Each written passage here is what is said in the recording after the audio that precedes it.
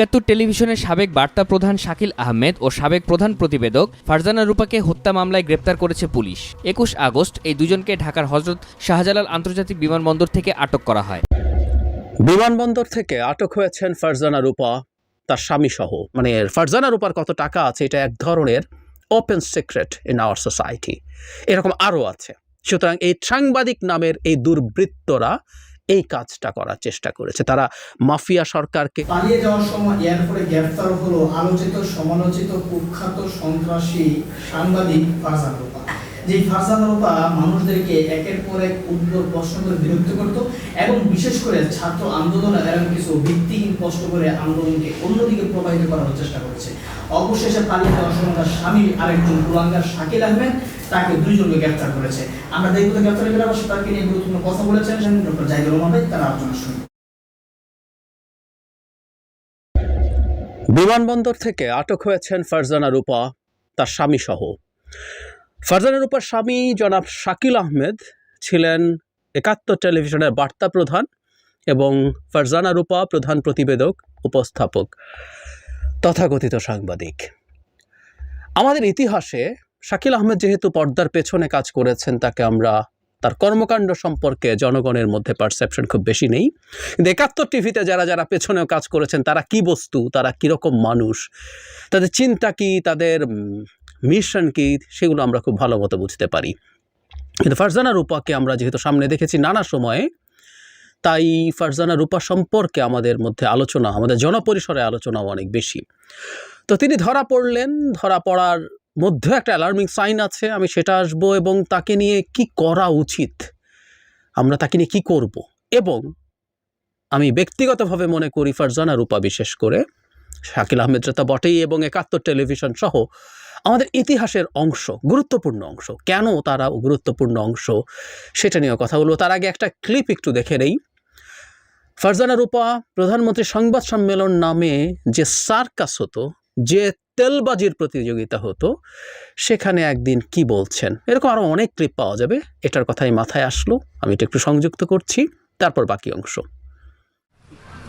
মাননীয় প্রধানমন্ত্রী, আমার নাম ফারজানা রূপা, আমি একাত্তর টিভিতে কাজ করি। একটি বিষয় পরিষ্কার করতে চাই, আমরা যারা গত ২০ বছর ধরে সাংবাদিকতা করি তারা আসলে বাংলাদেশের ম্যাজিকটা জানি। আমরা যখন দেশে বিদেশে যে কিসিঞ্জাররা তলাবিহীন ঝুড়ি বলতো বাংলাদেশকে, তাদের কাছে দেওয়ার মতো জবাব কিন্তু আমাদের আছে। আমরা একজন ম্যাজিক্যাল লেডিকে দেখি বাংলাদেশে। গত 4 দিন ম্যাজিকটা কি, আপনি নেপাল থেকে আসলেন, নেপালে যাওয়ার আগ মুহূর্ত পর্যন্ত আমরা আপনার পিছনে দৌড়ালাম, কাজ করলাম, ভাবলাম যে নেপাল থেকে আসবেন আপনি শুক্রবারে, সেই দিন আমাদের কোনো কাজ থাকবে না, আপনি বিশ্রাম নেবেন। এসেই আপনি কর্মসূচি পালন করলেন, আমরা খবরের পিছনে ছুটলাম। পরের দিন শনিবার সারাদিন কিন্তু আমাদের আপনার পিছনে খবরের জন্য ছুটতে হয়েছে। আজকে ভেবেছিলাম যে জন্মাষ্টমী, আপনিও বিশ্রাম নেবেন, আমরাও ছুটি কাটাবো। তো আমরা দেখতে পাই যে পরিবর্তন কোন দিকে আমাদের নিয়ে যাচ্ছে। সেই কারণে আপনার প্রতি আমাদের দেশের মানুষের সকলের প্রত্যাশা অনেক বেশি। আমরা যখন কোনো ঘটনা ঘটতে দেখি, রাজপথ উত্তাল দেখি, যে দাবিতেই দেখি না কেন, আমরা জানি একজন আছেন যিনি সময় মতো আসলে কড়িকাঠটা নাড়িয়ে দিতে পারবেন। তারপরও ষড়যন্ত্র দেশ বিদেশ থেকে কালো তারা উচ্চ কণ্ঠে বলেছে যে লন্ডন থেকে যে বার্তা আসছে সেই প্রেক্ষিতেই আন্দোলন এবং রাজপথে আন্দোলন করেই দাবি আদায় করতে হবে। দেশের মানুষ এই যে ডিসেম্বর কেন্দ্রিক নির্বাচনে আমাদের ছেলেমেয়েরা পরীক্ষা দিবে, রাজপথে আবার অনিশ্চয়তার জবাবটা আপনার কাছ থেকেই শুনতে চায়। আমরা জানি, আমরা একদম প্রত্যক্ষ করেছি, সেই সময় আপনি একজন মানুষের বাড়ির দরজা থেকে ফেরত এসেছেন, আমরাও ফেরত এসেছি। আপনিই টেলিফোন করেছেন, আপনি বকা খেয়েছেন, কিন্তু তারপরও সেই দাবি প্রত্যাশা আপনার কাছেই। যেই জায়গা থেকে আমরা জানি যে 5 নম্বর শিরোনামে আপনাকে রাখবার পরও আপনি প্রত্যাশা পূরণ করবেন।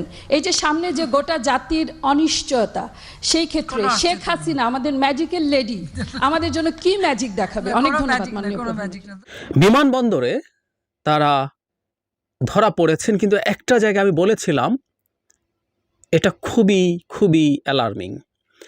আমি পড়ছি, শাকিল ও ফারজানা স্বামী স্ত্রী বিমানবন্দর সূত্র জানায় আজ সকালে টার্কিশ এয়ারলাইন্সের একটি উড়োজাহাজে ইস্তাম্বুল হয়ে ফ্রান্সের রাজধানী প্যারিসে যাওয়ার উদ্দেশ্যে বিমানবন্দরে যান শাকিল ও ফারজানা। তারা একাধিক গোয়েন্দা সংস্থা ও ইমিগ্রেশন কর্তৃপক্ষের অনুমতিও পান। এই বাক্যটা আমরা খেয়াল করি, তারা একাধিক গোয়েন্দা সংস্থা ও ইমিগ্রেশন কর্তৃপক্ষের অনুমতিও পান। এ সময় ডিবির একটি দল বিমানবন্দরে গিয়ে জানায় শাকিল ও ফারজানা দম্পতির বিরুদ্ধে রাজধানীর একটি থানায় মামলা আছে। এই মামলা তাদের জিজ্ঞাসাবাদের জন্য পরে শাকিল ফারজানা দম্পতিকে নিয়ে যায় ডিবি। এ সময় তাদের সঙ্গে তাদের মেয়ে ছিল। খেয়াল করি এখনও অনেকগুলো গোয়েন্দা সংস্থা তাদেরকে এবং ইমিগ্রেশন কর্তৃপক্ষ তাদেরকে যেতে দেওয়ার অনুমতি দিয়েছিল। আমরা আওয়ামী লীগের সময়টার কথা মনে রাখতে পারি নিশ্চয়ই। আপনার সাথে মামলা থাকুক না থাকুক, কত মানুষ শুধুমাত্র সরকার বিরোধী এই কারণে বিমানবন্দরে আটকা পড়েছিলেন, অথচ এরা যেতে পারছেন। তার মানে এটা এই কারণে অ্যালার্মিং সাইন যে এখনও এসব প্রতিষ্ঠানে আওয়ামী লীগের লোকজন বসে আছে যারা ফারজানা রূপা এবং শানাব শাকিলকে বের হয়ে যাওয়ার পারমিশন দিয়েছে। আমাদের খুব খুব কেয়ারফুল থাকতে হবে। বিভিন্ন জায়গায় এই পরিমাণে আওয়ামী লীগ তাদের লোক বসিয়ে গেছে, তাদের এখনকার দুঃসাহসও দেখে অবাক হতে হয়। সুতরাং খুব সতর্ক হতে হবে আমাদেরকে। ফারজানা রূপাদেরকে নিয়ে কি করব সেটা পরে আসছি, কিন্তু কেন ইতিহাসের অংশ আগে সেটা বলি। আমি ৭১ টিভি এই একটা চ্যানেল আমাকে বহুবার ডেকেছে টকশোর জন্য, আমি কখনো যাইনি একটা কারণে, সেটা হচ্ছে ৭১ টিভিকে আমি টিভি চ্যানেল বলেই মনে করি না। এটা টিভি চ্যানেল, একটা লিস্ট প্রয়োজন, একটা ক্রাইটেরিয়া মেটানো। আওয়ামী লীগ মালিকানার অনেক টিভি চ্যানেল বাংলাদেশে গত স্বৈরাচারের সময় ছিল, কিন্তু টকশোর নামে অন্তত মোটা দাগে টকশোই হওয়ার চেষ্টা হয়েছে, কিন্তু ৭১ টিভি হয়ে ওঠেনি সবাই। এখানকার নিশ্চিতভাবেই খুব গুরুত্বপূর্ণ লোকদের মধ্যে ছিলেন ফারজানা রূপা, আরও অনেককে আমরা চিনি, মিথিলা ফারজানা ছিলেন, অনেক সময় মাসুদা ভাট্টি চাকরি না করলেও গেস্ট হিসাবে আসতেন। এই চ্যানেলটায় যারা কাজ করতে গেছেন, মানে একটা মাফিয়া রেজিম যখন ক্ষমতায় থাকে, সে মিডিয়াকে কি করে ফেলে, মিডিয়া দিয়ে সে কি করতে চায়, ৭১ টিভিকে আমরা যদি অ্যানালাইজ করি সেটা পাবো। ৭১ টিভি যা যা করেছে এটা আমাদের ইতিহাসে প্রিজার্ভ থাকা দরকার। আমাদের মনে থাকার কথা, এটার প্রধান ব্যক্তি জনাব মোজাম্মেল বাবু একটা গোল টেবিল করতেন প্রতি শনিবার এডিটার্স গিল্ড নাম দিয়ে। আমাকে সেটাতেও যেতে বলা হয়েছিল, যাইনি কখনো। কিন্তু ওখানে বসে তারা কি করছেন, কারা ওখানে বসে মজমা বসাতেন, কি বলতেন, কি করতেন, সেটা আমাদের প্রিজার্ভ করে রাখতে হবে। ফারজানা রূপা শুধু প্রধানমন্ত্রীর সংবাদ সম্মেলনে না, চ্যানেলে বসে তাদের কাজ কি ছিল, কিভাবে বিরোধীদেরকে ডেকে এনে কথা বলার সুযোগ না দিয়ে, তাদের মতামত চাপিয়ে দিয়ে, তাদের মতামত মানতে বাধ্য করার মধ্য দিয়ে তাদেরকে, তাদের যে এজেন্ডা আছে সেটা তারা নিশ্চিত করার চেষ্টা করত। আমাদের মনে থাকার কথা, আমরা এই চ্যানেল যখন মাত্র শুরু হচ্ছে, অনেকের হয়তো মনে আছে, আমার ইয়ের কথা বলছি না, ৭১ টিভিতে একজন সায়েন্টিস্টকে ডেকে এনে, যিনি বলেছেন আমাদের এখানে যে বেগুন আছে সেখান থেকে ক্যান্সার সৃষ্টিকারী কিছু উপাদান পাওয়া গেছে। আপাদমস্তক একজন বিজ্ঞানীকে ডেকে যেভাবে নাস্তানাবুদ করেছিলেন মাসুদা ভাট্টি, তারপরে মিথিলা ফারজানা ছিলেন, আরও একজনকে যেন ছিলেন, I made a video on that, যে আপনি এইরকম করেছেন। সেটা নিয়ে আমার যে অ্যানালিসিস ছিল সেটা হচ্ছে, আপনি যখন এরকম মাফিয়া রেজিমের অধীনে থাকেন, আপনি যারা প্রচুর ফ্যাসিস্ট টুল কাজ ইউজ করে, তারা প্রোপাগান্ডা ইউজ করে, জোর করে মত চাপিয়ে দেওয়ার চেষ্টা করে, তাদের সাথে কাজ করতে করতে আপনি আসলে নিজের অজান্তে ওরকম ফ্যাসিস্ট হয়ে ওঠেন। আপনি তখন আসলে বোঝেন না কে আপনার শত্রু বা কে আপনার জন্য ঝুঁকিপূর্ণ আর কে ঝুঁকিপূর্ণ না। একজন সায়েন্টিস্ট এই কথা বলেছেন, ওনার খুব মেজর সমস্যা সরকারের জন্য হয়ে যাবে না, কিন্তু যেহেতু আপনি অন্তর্গতভাবে কোনো বিরুদ্ধ মত, কোনো দ্বিমত নেয়ার সক্ষমতা হারিয়ে ফেলেছেন, তাই আসলে আপনি ওটা নিতে পারেন না।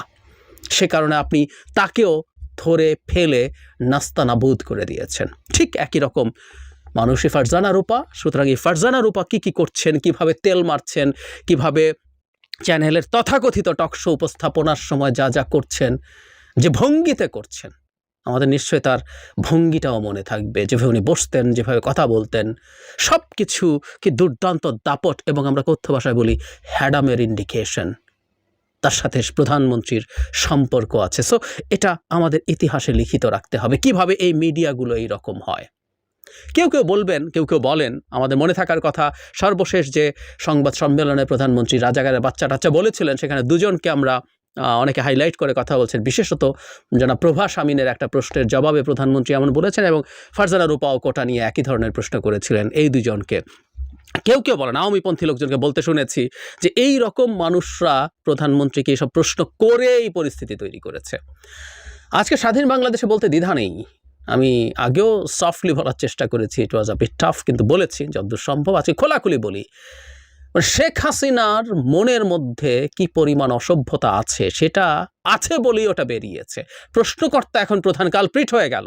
একটা দেশের প্রধানমন্ত্রী, তিনি কি জবাব দেবেন, কি কথা বলবেন, কিভাবে বলবেন, তিনি সেটা জানেন না। ওই যে একটা টেন্ডেন্সি ছিল, শেখ হাসিনার কোনো সমস্যা নেই, সব সমস্যা আশপাশের মানুষ খারাপ মানুষ তাকে ভুল বুঝিয়ে অথবা খারাপ পথে পরিচালিত করে এসব করে। আমি সেটা মনে করি না। শেখ হাসিনা খারাপ এবং বর্বর বলেই তিনি চারপাশে বর্বর অসভ্যদেরকেই নিয়ে এসছেন। সেটা মিডিয়াতে হোক, সেটা ব্যবসায়ের মধ্যে হোক, সেটা পুলিশের মধ্যে হোক, সেটা প্রশাসনে হোক, কিংবা সেনাবাহিনীতে বা এজেন্সিতে, হোয়াট এভার। জিয়াউল হাসানকে পদে কেন আনা হয়, কেন রাখা হয় এনটিএমসিতে? কারণ বর্বর শেখ হাসিনা তার মতো আরেকজন বর্বরকে চেয়েছে। শেখ হাসিনা বর্বর বলে একজন বর্বর বেনজিরকে ডেকে আনা হয়েছে, এটাই হয়। সুতরাং ফারজানা রূপারা এইরকম সিস্টেমে তৈরি হয় এবং স্বাভাবিকভাবে আপনি যখন এই সিস্টেমে আসতে পারেন, আপনার যখন বিরাট হ্যাডাম হয়, অনেকেই সেটা করতে রাজি হয়ে যায়। যেটা বলছিলাম, কি করবো ফারজানা রূপাদেরকে নিয়ে? এইসব মানুষজন এই করেছে কেন? আসলে কেউ ছোটোখাটো বেনিফিট পেয়েছে, বেনিফিট নেওয়ার জন্য প্লট, প্রধানমন্ত্রীর সফর সঙ্গী, এরকম কিছু কিছু ইস্যু আছে। আর কেউ একটা কাজ করেছেন, রেন্ট চেকিং করেছেন, মানে আপনি তদবিরবাজি করেছেন, আপনি অনেক ক্ষেত্রে চাঁদাবাজি করেছেন। যেহেতু আপনি মিডিয়ায় আছেন, ফারজানা রূপার বিরুদ্ধে এই অভিযোগগুলো খুব সিরিয়াসলি আছে এবং তাদের আয়ের সাথে সম্পর্কহীন বিরাট সম্পদ আছে। সুতরাং এই মানুষগুলোকে প্রপার বিচারের আওতায় এই জায়গাতে আনা যায়। মানে ফারজানা রূপার কত টাকা আছে, এটা এক ধরনের open secret in our society. এরকম আরও আছে। সুতরাং এই সাংবাদিক নামের এই দুর্বৃত্তরা এই কাজটা করার চেষ্টা করেছে। তারা মাফিয়া সরকারকে সেবা দিয়েছে, তাদের সেবা দাস বা সেবা দাসী হয়েছে এসব ট্রেড অফের বিনিময়ে। সুতরাং এদেরকে ধরে আসলে আমরা এইভাবে ক্রিমিনাল অফেন্সে জেনুইনলি সঠিক তদন্তের মাধ্যমে আমরা অভিযুক্ত করতে পারি এবং সেটার বিচার করতে পারি। সুতরাং সাংবাদিকতা শুধু সাংবাদিকতা মানে মাফিয়া রেজিমের লাঠিয়াল হয়ে, সফট পাওয়ার হয়ে, তাকে সার্ভ করে বিপুল অর্থ কামানোর কোনো হাতিয়ার সাংবাদিকতা না। এই মেসেজটা আমাদের সোসাইটিতে দেওয়ার জন্য ফারজানা রূপার মতো আরও অনেকেই আছে, তাদেরকে বিচারের আওতায় আনা। এবং প্রায় একটা কথা বলি, জেনুইন সাবস্ট্যান্স আছে এমন বিচার, এরকম মামলা, এরকম অভিযোগ তাদের বিরুদ্ধে আনা যাবেই। সেটা তদন্তের মাধ্যমে, সুষ্ঠু প্রকাশ্য জেনুইন বিচারের মাধ্যমে তাদের বিচার করতে হবে। দর্শক যাদের আলোচনা শুনে বুঝতে পেরেছেন একটা স্পষ্ট বার্তা, সাংবাদিক কেন গ্রেফতার হয়, সাংবাদিক কেন গ্রেফতার হবে। সাংবাদিক তো গ্রেফতার হওয়ার মতো মানুষ বা গ্রেফতার হওয়ার মতো কেউ না। সাংবাদিকদের মানুষ অ্যাপ্রিসিয়েট করবে, মানুষ সম্মান করবে, কিন্তু তাদেরকে গ্রেফতার করছে, বোঝা যাচ্ছে। এবং তারা পালিয়ে যাচ্ছে, তারা কত বড় অপরাধী, তারা কিভাবে এই 17 বছরে সরকারকে সাপোর্ট দিয়েছে এবং সরকারের বিরুদ্ধে কোনো কথা বলে সেটাকে তারা অন্যদিকে নেওয়ার চেষ্টা করেছে। আমরা দেখেছি ফারজানার উপর একাধিক প্রশ্ন প্রধানমন্ত্রী করা, যে প্রশ্নের মধ্যে বোঝা যাচ্ছিল যে দেশে কোনো সমস্যা নেই, একমাত্র সমস্যা হচ্ছে প্রধানমন্ত্রীর শাড়ি কয়টা এবং প্রধানমন্ত্রী জামদানি নাকি টাঙ্গাইলি শাড়ি করেছেন, এই সমস্ত প্রশ্ন তিনি করতেন। অবশ্যই তারা ধরা খেয়েছেন। আমরা তাদের উপযুক্ত বিচার চাই, যাতে করে এদের মাধ্যমে সাংবাদিক অঙ্গনে যেই অস্থিরতা এবং সাংবাদিকদের প্রতি মানুষের যে অসম্মান বা অবিশ্বাস তৈরি হয়েছে, এর জন্য এদের চড়া মূল্য দিতে হবে বলে মনে করি এবং সাংবাদিকদেরও এর জন্য আওয়াজ তোলা দরকার।